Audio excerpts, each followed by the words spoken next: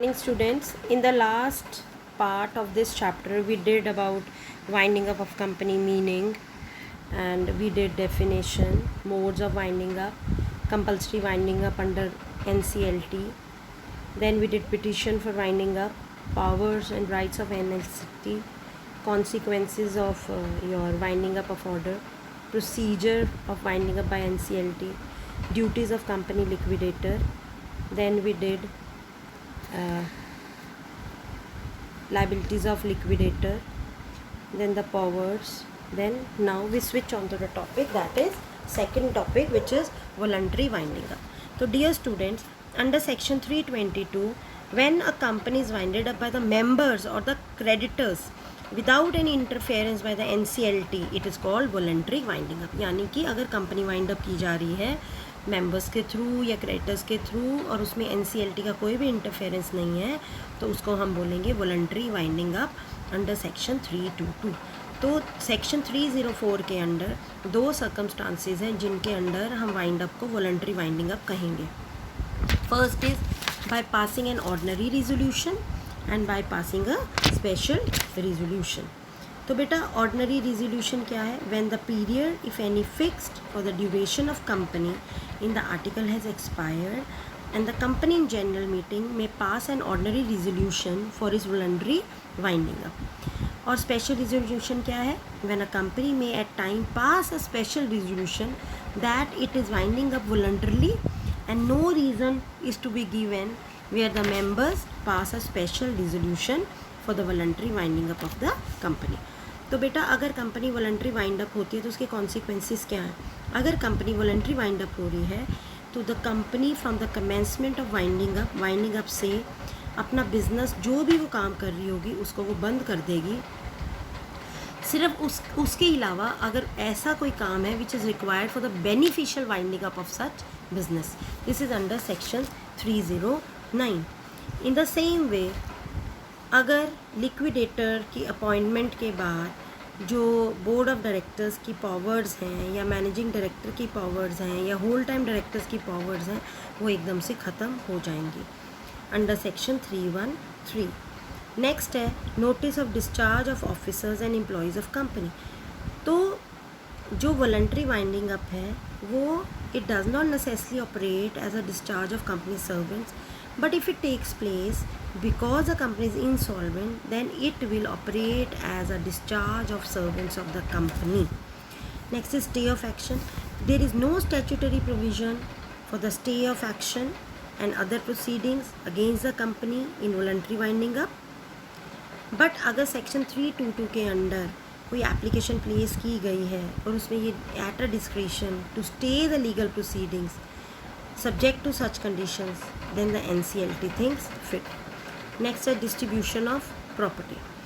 अब जो कंपनी के एसेट्स हैं उसके वाइंड अप पे बी अप्लाइड वो यूज़ किए जाएंगे हमारे पहले प्रेफरेंशियल पेमेंट्स को सेटिस्फाई करने के लिए, फिर उसके बाद उसकी लाइबिलिटीज़ के लिए. ठीक है ना? बट अगर आर्टिकल्स ये प्रोवाइड ना करें तो जो भी सरप्लस है वो मेंबर्स के बीच में डिस्ट्रीब्यूट करा जाएगा according to their rights and interest in the company. This is actions under section 320. Next is notification of liquidation. कोई भी इनवॉइस है, बिल, ऑर्डर है गुड्स का या बिजनेस लेटर है जो कि कंपनी ने इशू करा या उसके बिहाफ पे इशू करा या लिक्विडेटर ने करा, कंपनी के रिसीवर ने करा, मैनेजर ने करा, तो उसमें एक स्टेटमेंट होगी कि that the company is being wound up. तो this applies to every type of winding up. This is under section 344. Now next is types of voluntary winding up. तो दो तरह के होते हैं, एक होता है मेंबर्स वॉलंटरी वाइंडिंग अप, दूसरा होता है क्रेडिटर्स वॉलंटरी वाइंडिंग अप. तो अब हम बात करेंगे provisions which are related to the members voluntary winding up. तो ये जो प्रोविजंस हैं ये सेक्शन 310 से 318 ऑफ द कंपनीज एक्ट के अंडर दिए गए हैं. तो इसमें क्या है? सबसे पहले appointment and remuneration of liquidator. जब भी एक सॉल्वेंसी की डिक्लेरेशन की जाती है और वो इफेक्टिवली की गई है तो जो कंपनी है जनरल मीटिंग में वो कंपनी लिक्विडेटर को क्या करती है, अपॉइंट करती है। और ये कहाँ से अपॉइंट होगा, from the panel which is prepared by the central government, और इसके लिए उसे रेम्यूनरेशन भी दी जाएगी जो कि फिक्स होगी under section 310। Next is notice of appointment of company liquidator to be given to the registrar. तो इस केस में क्या है जो कंपनी है वो कंपनी के रजिस्ट्रार को नोटिस भेजेगी regarding the appointment of company liquidator along with the name and particulars of company liquidator. Third is if a company इस प्रोविज़न को कॉन्ट्रवीन करती है तो जो भी ऑफिसर या कंपनी डिफ़ॉल्ट होगी वो पनिशेबल होगी with a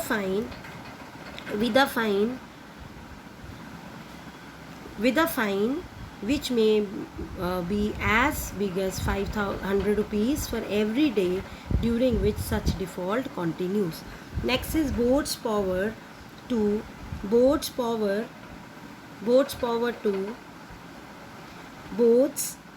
seize on appointment of liquidator। जैसे ही लिक्विडेटर अपॉइंट होगा तो जितनी भी बोर्ड ऑफ डायरेक्टर्स की जो पावर्स हैं, मैनेजिंग डायरेक्टर की, होल टाइम डायरेक्टर की, तो वो ख़त्म हो जाएंगे except for the purpose of giving notice of appointment of company liquidator to the registrar. Next आता है कि हमारे पास आता है पावर्स एंड ड्यूटीज़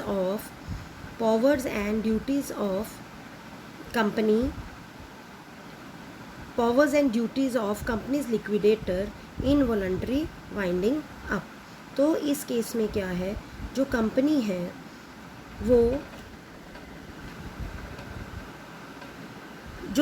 है लिक्विडेटर के पास बहुत सारे क्या हैं, उसके पास बहुत सारी पावर्स हैं, ड्यूटीज़ हैं, जो कि आपके पेज नंबर 143 पे बहुत इजी टर्म्स में गिवन है। नेक्स्ट आता है बेटा क्रेडिटर्स वॉलंटरी वाइंडिंग अप। तो जहाँ पर एक डेक्लरेशन ऑफ सॉल्वेंसी डायरेक्टर्स ने नहीं दिया और रजिस्ट्रार को deliver to the registrar in voluntary winding up, और even after declaration of solvency the company is unable to pay its liabilities in full, it is a case of creditors voluntary winding up। तो इसमें भी कुछ provisions हैं which are given in section 306 to 318। सबसे पहला क्या, meeting of members and creditors. तो company क्या करेगी, company will call a meeting of creditors on the day on which there is to be held the journal meeting of the company at which the resolution for the voluntary winding up is to be proposed। Next है appointment of company liquidator. जो creditors हैं, जो company हैं, वो अपनी respective meeting में एक person को अपॉइंट करेंगे जिसे कि हम कहेंगे कंपनी लिक्विडेटर, और वो क्रेडिटर्स वॉलंटरी वाइंडिंग अप के पर्पज़ के लिए क्रिएट किया जाएगा। और अगर क्रेडिटर को ये ठीक लगे तो वो एक कमेटी ऑफ इंस्पेक्शन को भी अपॉइंट कर सकते हैं जो कि वॉलंटरी वाइंडिंग अप की प्रोसीडिंग्स को क्या करेंगे, सुपरवाइज करेंगे अंडर सेक्शन 312। सेक्शन 316 ये कहता है कि लिक्विडेटर को एक जनरल मीटिंग कॉल करनी पड़ेगी और एक क्रेडिटर्स की मीटिंग को कॉल करना पड़ेगा the end of first year from the commencement of winding up and the end of the year, या फिर ऐसे पीरियड के लिए जो कि सेंट्रल गवर्नमेंट ने अलाउ किया है। नेक्स्ट इज सेक्शन 318 के under final meeting and dissolution of company. जैसे ही कंपनी के जो अफेयर्स हैं वो वाइंड अप हो जाएंगे तो जो कंपनी लिक्विडेटर है वो एक अकाउंट प्रिपेयर करेगा जिसमें कि वो सारी चीज़ें शो करेगा कि कैसे वाइंडिंग अप एक्टिविटीज़ को कंडक्ट किया गया और किस तरह से कंपनी की प्रॉपर्टी को क्या किया गया, डिस्पोज ऑफ किया गया। ठीक है ना। इवन की procedure, calling meeting, filing the return, company liquidator को अपॉइंट करना, रिपोर्ट कंपनी लिक्विडेटर से जो ट्रिब्यूनल को जाएगी, वो सब सेम होगी as mention in the members voluntary winding up of company. Now next we goes to some general provisions are also there. These are the provisions. There are certain general provisions also which are applicable to voluntary winding up. तो इसमें क्या है, सबसे पहले statement of affairs of the company. तो companies act के under एक company के स्टेटमेंट ऑफ अफेयर्स को सबमिट करना पड़ेगा डायरेक्टर्स के थ्रू, मैनेजर्स के थ्रू, मैनेजरियल पर्सोनल के थ्रू टू द रजिस्ट्रार। तो इस स्टेटमेंट में क्या होगा, कंपनी के assets, cash in hand, bank, company के डेट्स, लाइबिलिटीज़, क्रेडिटर्स के नेम्स, उनके एड्रेस, कंपनी के थ्रू कितने डेट्स ड्यू हैं, या कोई और information which is needed under section 274। Next is removal of liquidator. तो कोई भी क्रेडिटर या कॉन्ट्रीब्यूटरी ट्रिब्यूनल को अप्लाई कर सकता है regarding the exercise of powers of company liquidator. तो अगर ट्रिब्यूनल को लगे कि कोई भी लिक्विडेटर फंक्शनिंग में नहीं है तो वो कोई भी पर्सन को अपॉइंट कर सकते हैं एज अ लिक्विडेटर। तो अगर ट्रिब्यूनल चाहे तो कंपनी लिक्विडेटर को रिमूव भी कर सकते हैं और उसकी जगह पर कोई और पर्सन को भी अपॉइंट कर सकते हैं। Next is powers of liquidator. तो बेटा जो कंपनी के लिक्विडेटर है उसके पास बहुत सारी पावर्स हैं, जैसे setting the list of contributories, power of calling general meeting या power of making calls under section 314। Next is arrangement with creditors and members. तो सेक्शन 321 के अंडर कोई भी ऐसे अरेंजमेंट्स है जो कि कंपनी या किसी और पर्सन के साथ हैं, तो they are binding up any arrangement which are entered into between a company which is about to be or in course of being wound up and its creditors। अगर कोई भी कंपनी और उसके क्रेडिटर्स के बीच में कोई एडजस्टमेंट, कोई arrangements हुई हैं और वो अब बाइंडिंग अप होंगी अपॉन द कंपनीज, प्रोवाइडेड जब तक एक स्पेशल रेजोल्यूशन के थ्रू उन्हें वो सैंक्शन ना मिल जाए, and they agree to by 3/4 of creditors in number and in value. This is under section 321. Power to apply to the tribunal to have question determined.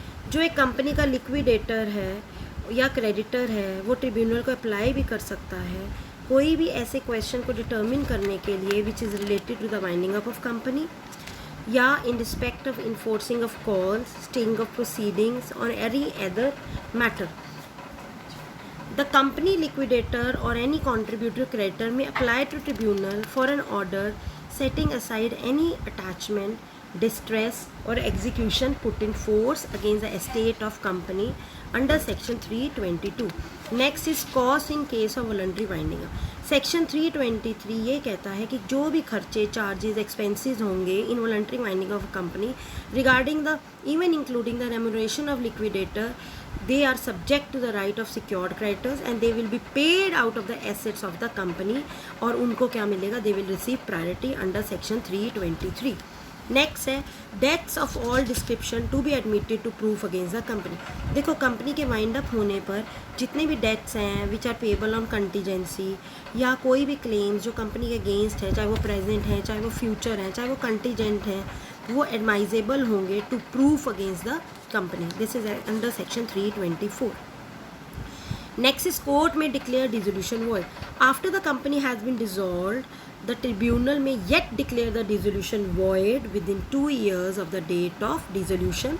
और इसके लिए कंपनी लिक्विडेटर क्या करेगा, एप्लीकेशन देगा या कोई और पर्सन देगा who is interested under section 356. Next is appointment of official liquidator. अगर एक कंपनी कंपल्सरी वाइंड अप हो गई है अंडर सेक्शन 271 तो सेंट्रल गवर्नमेंट एक ऑफिशियल लिक्विडेटर को, जॉइंट, डिप्टी या असिस्टेंट ऑफिशियल लिक्विडेटर्स को अपॉइंट कर सकती है अपने उनके फंक्शंस को डिस्चार्ज करने के लिए related to the company under tribunals orders of winding up under section 359. Next is order of dissolution of company. अगर ऑफिशियल लिक्विडेटर सेटिस्फाई हो जाता है कि regarding the company is finally wound up, फिर वो अपनी फाइनल रिपोर्ट सबमिट करेगा to the central government. In case कोई रेफरेंस नहीं दिया गया to the tribunal under section 364 या in other case both to the tribunal and the central government. तो जब सेंट्रल गवर्नमेंट को ये रिपोर्ट मिलेगी और या ट्रिब्यूनल को, तो वो कंपनी को क्या कर देंगे, डिसॉल्व कर देंगे under section 365. Next is contributory. कोई भी पर्सन जिसके पास कंपनी के शेयर्स हैं या उसने कंपनी के शेयर्स को ख़रीदा है इज़ अ शेयर होल्डर. तो जैसे ही कंपनी वाइंड अप होती है तो ये शेयर होल्डर ऑटोमेटिकली क्या बन जाता है, कॉन्ट्रीब्यूटरी बन जाता है. तो अब आता है कौन कौन से पर्सनस कॉन्ट्रीब्यूटरी हो सकते हैं. प्रेजेंट मेंबर्स, पास तुम्हारे पास member, legal representative deceased member के, official receiver, minor, liquidator of a body corporate या फिर जो आपके डायरेक्टर्स एंड मैनेजर्स हैं जिनकी लाइबिलिटी क्या है, अनलिमिटेड है. तो बेटा बहुत ही इंपॉर्टेंट क्वेश्चन है अब कि अगर कंपनी वाइंड अप हो जाती है तो उसके कॉन्सिक्वेंसेस क्या होते हैं. तो कॉन्सिक्वेंसेस बियर करने पड़ते हैं शेयर होल्डर को, सर्वेंट्स, प्रोसीडिंग्स, कॉस्ट, डॉक्यूमेंट. तो consequences as to shareholders. अगर कोई कंपनी लिमिटेड बाय शेयर है तो जो शेयर होल्डर है उसको फुल अमाउंट मिलेगा up to the face value of the shares held by him. ठीक है. नेक्स्ट है कॉन्सिक्वेंसेज एज टू सर्वेंट्स.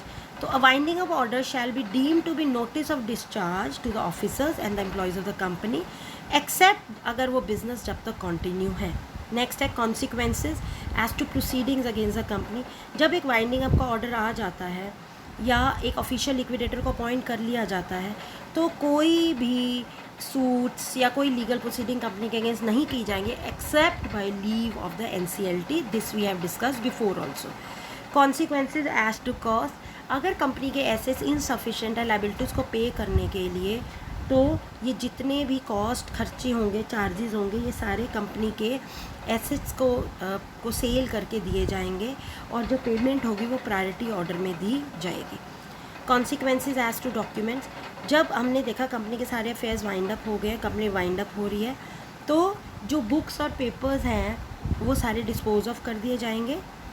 अगर कंपनी वाइंड अप करी है NCLT तो NCLT डायरेक्ट करेगी. अगर मेंबर्स की वॉलंटरी वाइंडिंग अप है तो फिर company by special resolution direct करेगी. अगर कंपनी वाइंड अप हो रही है under creditors voluntary winding up scheme, तो इस केस में जो कमेटी ऑफ इंस्पेक्शन है, इन केस अगर कोई कमेटी नहीं है तो फिर क्रेडिटर्स. तो dear students, after the expiry of 5 years from the dissolution of company, no responsibility shall rest on the company, the liquidator और any person to whom the custody of books and paper has been committed. I hope it is clear with you all. Any doubt you can give forward in your WhatsApp group. Thank you and have a nice day.